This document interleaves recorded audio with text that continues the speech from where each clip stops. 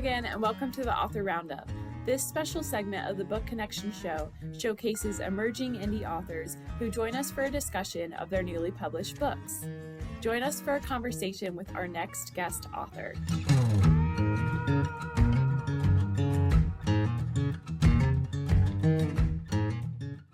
Hello, everyone. Welcome to an episode of Author Roundup. My name is Emma, and I will be your host for today. Today, I have with me author Charles Taylor.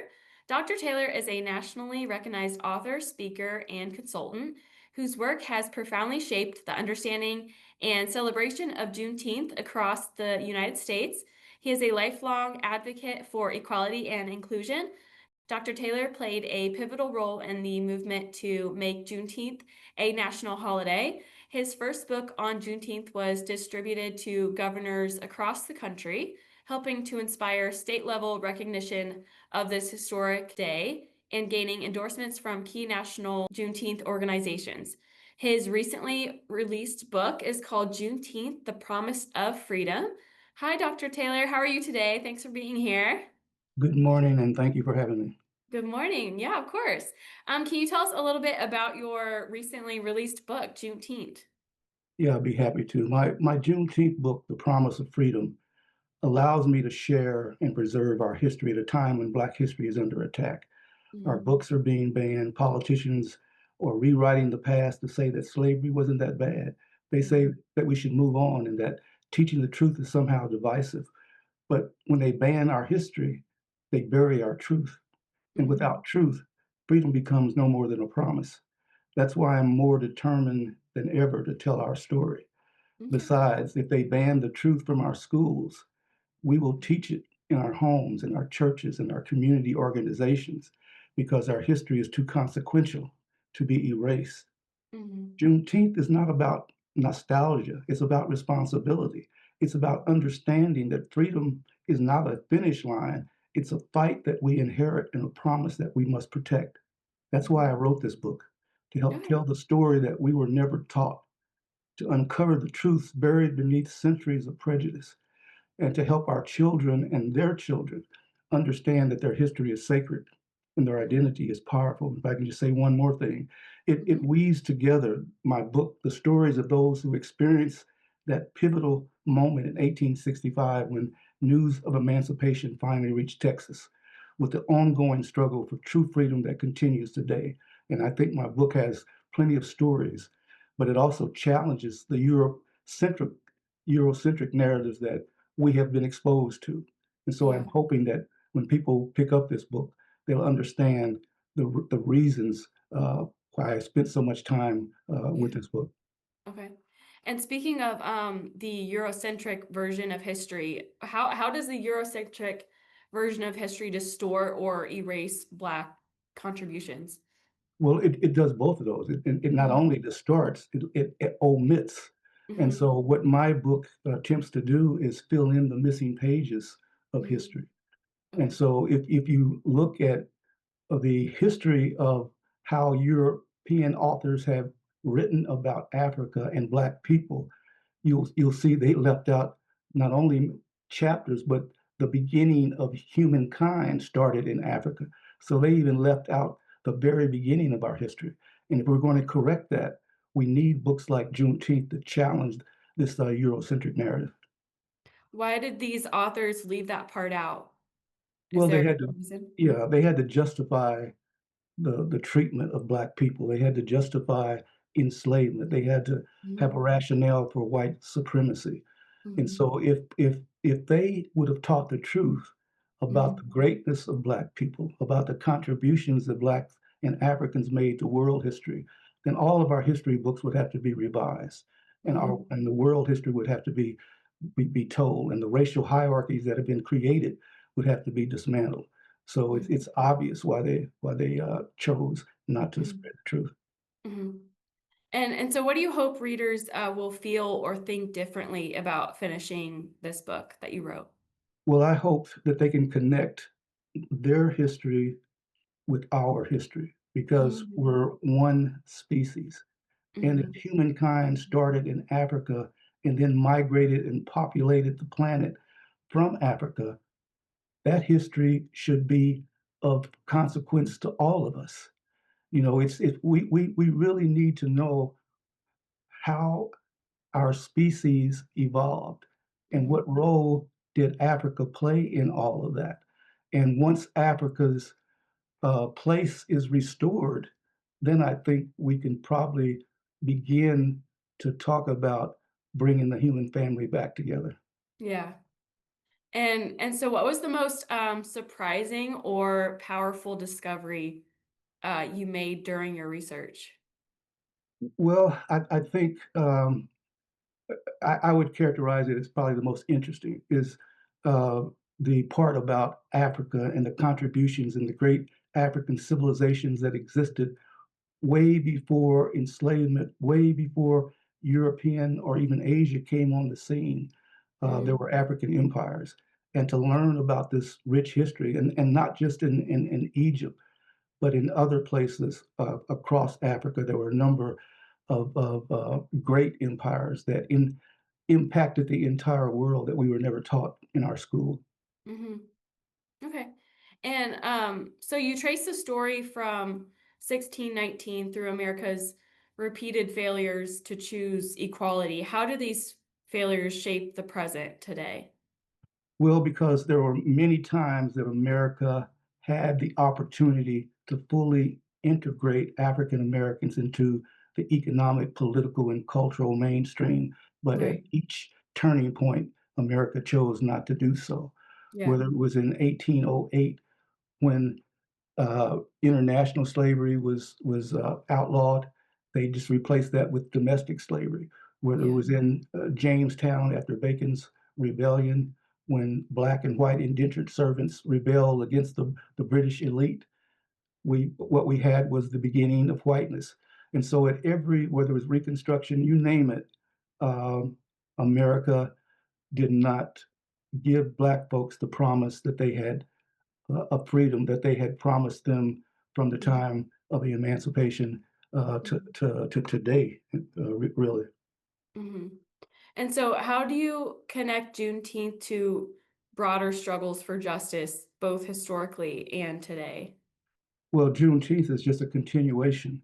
And Mhm. in my book, I talk about a through line of anti-Black legislation, policies, and laws that have followed Blacks from the time they first landed on this in this space to Mhm. present day. And so Black folks have always had this, uh, I don't know what you want to call it, around our necks. But, uh, and so that has been, if one thing has been consistent, it is the anti Black legislation that not only started uh, during slavery, but still persists with anti-affirmative action, anti-DI programs, taking Mhm. Black museums and trying to retell that story. So the whole problem about our history until America really gives it the urgency and the time and energy that it needs, we're Mhm. still going to be treading water. Mhm. Yeah. And so what lessons can we learn from the resilience of Black Americans throughout history? Is that if people truly believe in freedom, they Mhm. should probably look at what Black folks did. The amount of horror and violence that Blacks had to suffer, but still yet they rose, still yet they laughed and had families and all of that. And so that's a lesson that we all can learn something from, that despite when things seem utterly hopeless, that there's Yeah. still some light. Yeah, true. Yeah, like you said earlier, we're all the same species and we're all the same humans, right? Yeah, but some of us have forgotten that, and Yeah, and absolutely. and we can pinpoint when that happened in America after Bacon's rebellion, and how the concept of whiteness sort of replaced Yeah. class unity between low income whites and blacks. But Mhm. um, if we can recognize that we are all of the same species, and that we all have the same needs and interest in all of that, then perhaps we can begin to go down the road of healing. We're not there Yeah. yet. Yeah. Yeah, absolutely. So in what ways do you see the fight for freedom and equality continuing today? Oh, it's continuing because we have an administration that is attempting to act like a dictator. So Mhm. it is obviously that it has to continue. Freedom is not Yeah. a gift that's laid at your feet. It is something that we have to struggle and defend every generation. And so, whether it's mass incarceration, whether it's uh, you name it, anti-black legislation, we Yeah. have uh, to challenge that, and we have to do so with allies. Mhm. Can you tell me a little bit? So I know the inspiration for writing and publishing your book, but can you tell me a little bit about yourself and your history and your career path and things like that? Like what got you to where you're at today? Well, I grew up in Missouri, Cape Girardeau, Missouri, um, and I went to my undergrad. Uh, Got my undergrad degree at Southeast Missouri State University. That's also in Cape Girardeau, Missouri. Um, I went from there to the University of Oregon for my master's and University of Wisconsin here in Madison for my PhD. I've worked in education most of my life, and I've also ran a number of small businesses, especially in the area of publishing and consulting. I retired as a professor, and I was also a dean at several different universities. But I've always had an interest in history Mhm. from the time that I was 16. And now that I'm retired, I have a chance to fulfill some of that lifelong interest. Yeah, very nice. And so, speaking of history, how can individuals, regardless of background, engage with this history in a like truly meaningful way? Yeah, and I'm just finishing. In fact, by October the 1st, I have a discussion guide for Oh, nice. facilitators, for educators, for history enthusiasts, and they can use that guide. It has some great questions that will lead them through each chapter, so that they get the full meaning, the full understanding of the chapter. And so, in addition to the book, I would strongly urge people, especially teachers and book club folks, to make sure they get the discussion guide that is a companion to the Juneteenth book. Very nice. And so how is this book laid out? What's the journey that a reader will go through while reading your book? What's the layout kind of situation like? Well, first of all, they will understand technically what Juneteenth is, you Mhm. know, and they'll get some background information. That's sort of chapter one. But Okay. then, starting in chapter two, we start Juneteenth with Africa because to begin Juneteenth with slavery is to deny the brilliance of the past. Mhm. And and so the book does at least 5 or 6 chapters just on Africa and its great civilizations and how these civilizations were destroyed and Mhm. how Africa once stood alone as the premier world power. What happened to make it become the world's slaves? And so this book tracks all of that so that people have a comprehensive understanding of Black history and world history and fully understand how Africa literally impacted the entire planet. Mhm. And the wealth from African labor literally built the economies of Europe and the United States. And so there's a debt there that has never been paid, and people Mhm. need to understand how Africa was robbed of its resources and its people. Mhm. And for the past couple of hundred years, the world has changed drastically. But the way that the Europeans and the United States still treats Africa has not changed. And so Mhm. when people see that, they can understand that Africa is not a poor continent. It has all the resources that needs, but Mhm. it does not control its resources. Mhm. And so your book is both meticulously researched and deeply narrative driven. How did you balance the two of those, the balance between scholarship with storytelling? Well, my book sort of marinated for at least 3 or 4 years, Oh, and I really? and I and I and I did 3 years of hard research. I think Wow. I've looked at over, close to 1,000 books and Wow. articles and all kinds of stuff, and then it took 8 months of writing, and still I cut out half the stuff that could have been included because the book would have been like 500 So pages. long. Yeah. So and so I had to make some tough choices, but I Mhm. think I gave people enough information that if they wanted to continue their research, if they looked at my references, that would be a great place to start. Yeah, and how is your book different from other books about Juneteenth?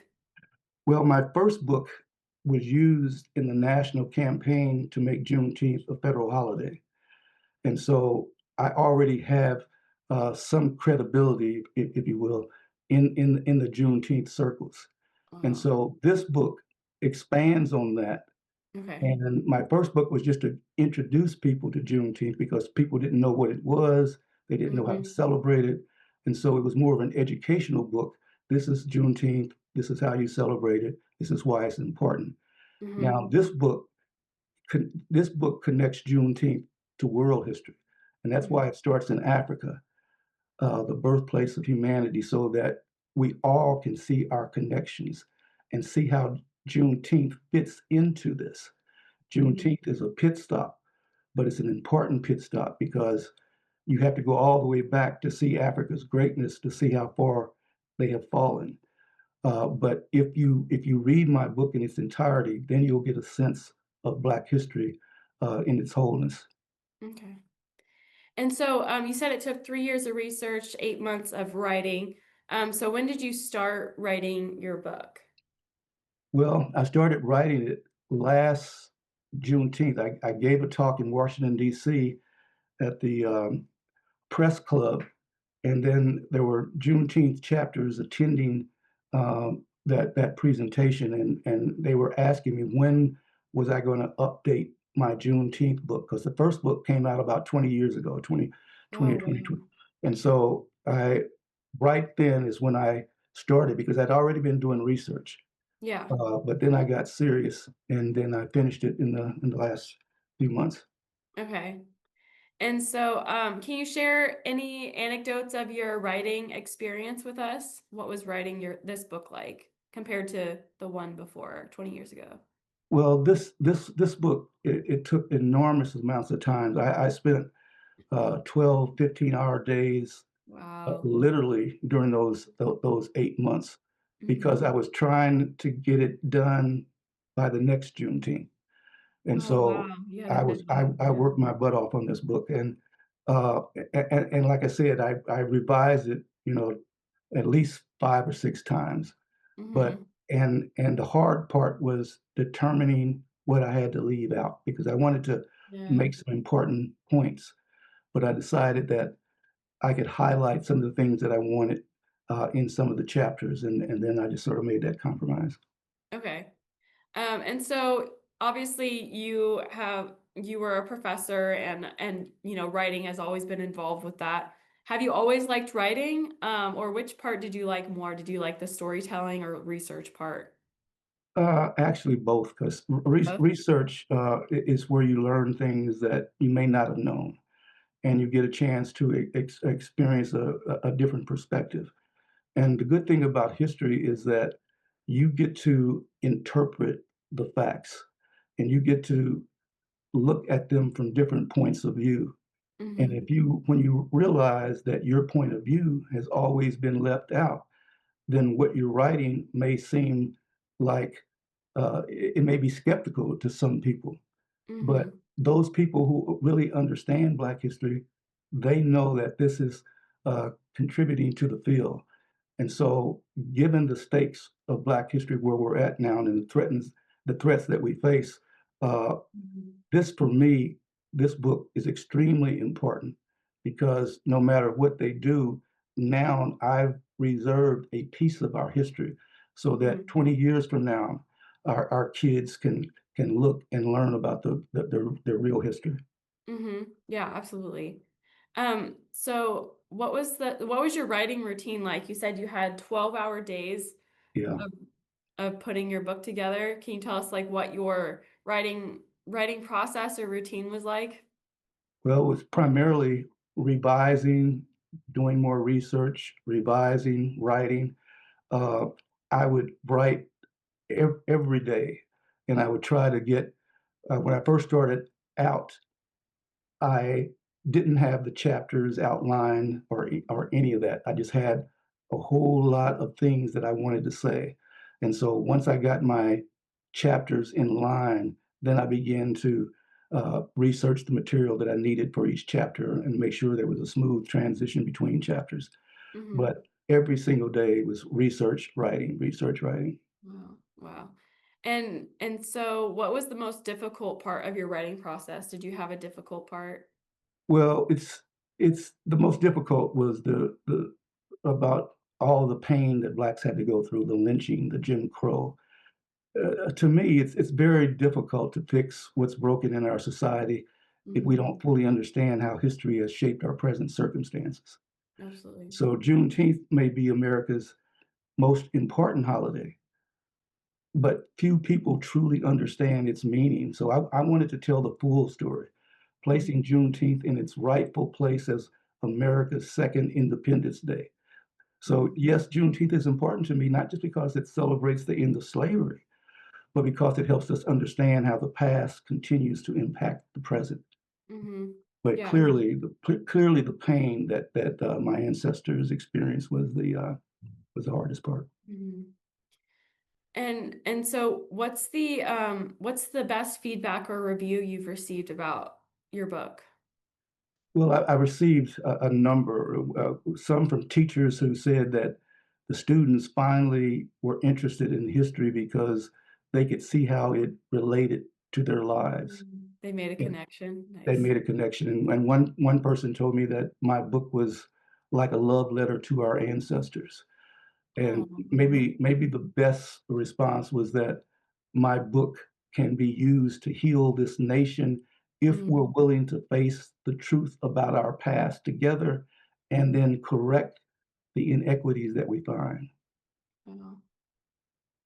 Any feedback from government officials or anyone from DC?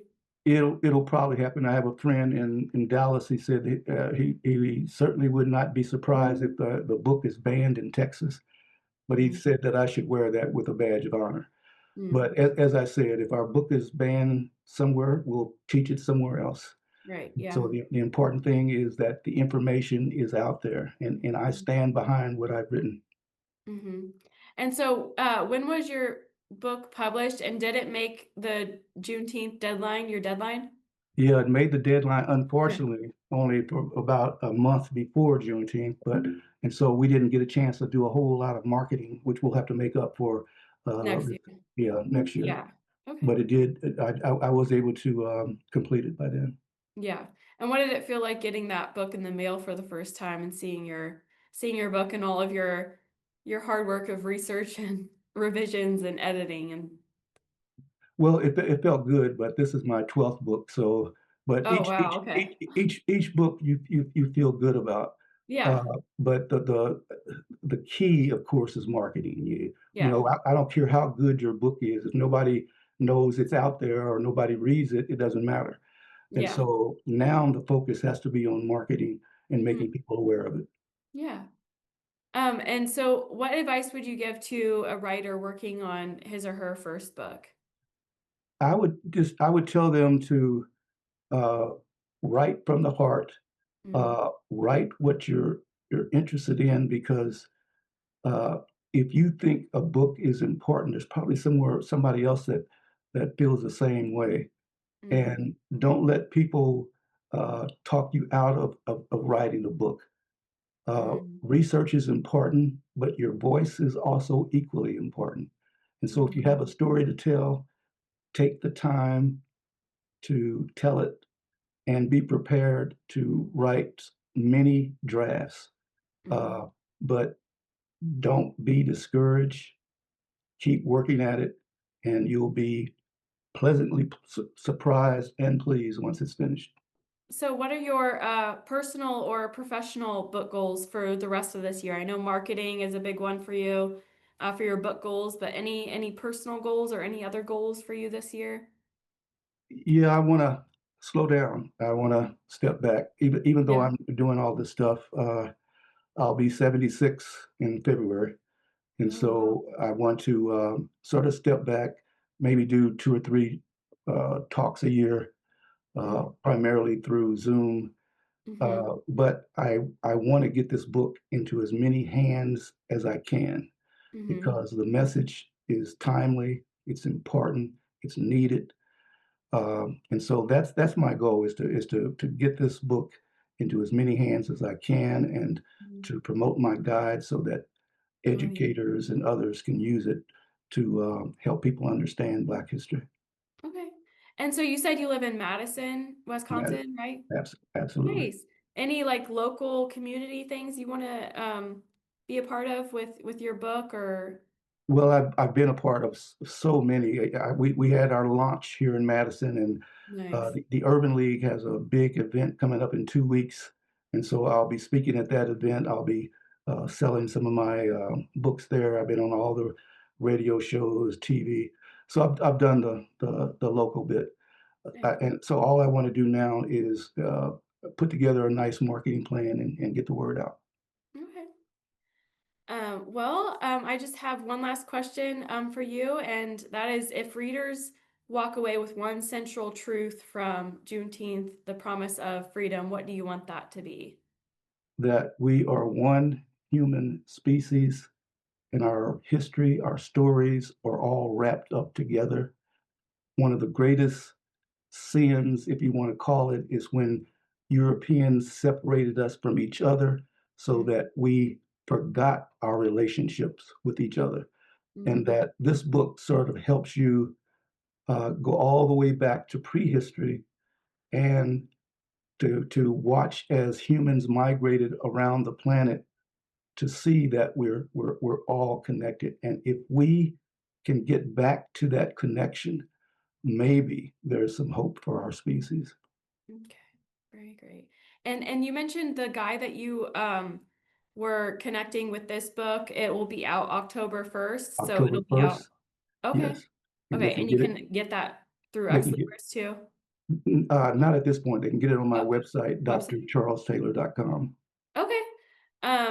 Well, is there anything else that you wish to say to our audience today, Dr. Taylor? Or yeah, your website and email. Do you want to share that again? Yeah, it's drcharlestaylor.com, and they'll find a ton of information on Juneteenth about the book, about the guide.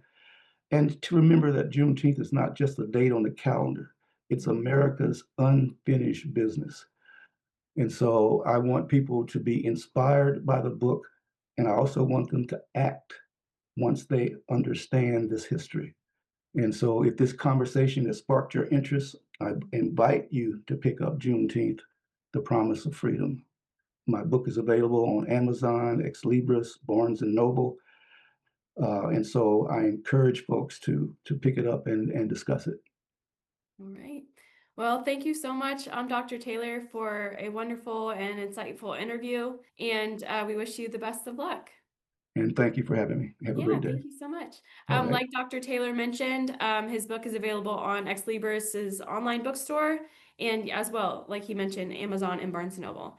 And thank you so much for watching, and I'll see you next time.